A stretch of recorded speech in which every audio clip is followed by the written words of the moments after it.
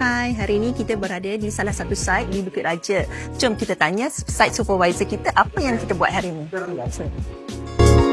Hai Eli. Hai. Okey, hari ini apa yang kita buat dekat site ni? Okay, hari ni kita ada install full height storage.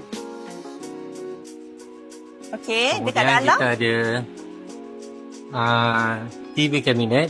Okey.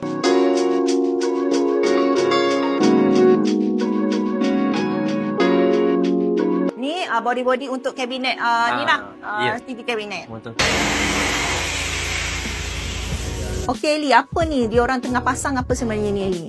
ini dining area untuk display. Okey, dekat mana? Dekat sini ke? Dinding ni ke? Ya, kita akan letak. Okey. Ada display kabinet lah dekat sini kan? Yes.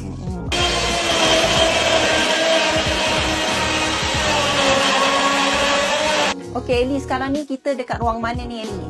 Sekarang kita di dining area. Okey. Okay.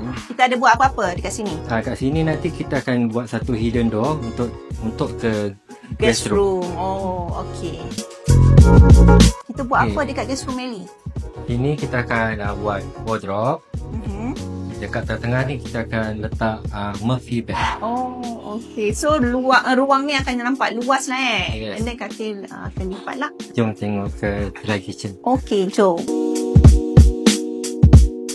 Okey, kat sini kita buat L-shape cabinet. Oh, ada wall cabinet kat sini. And then ada shelf ya dekat dinding ni ya. Ya. And then material apa Eli untuk dry kitchen? Dry kitchen ni kita guna nyato plank. Tabletop? Kita guna quartz stone. Oh.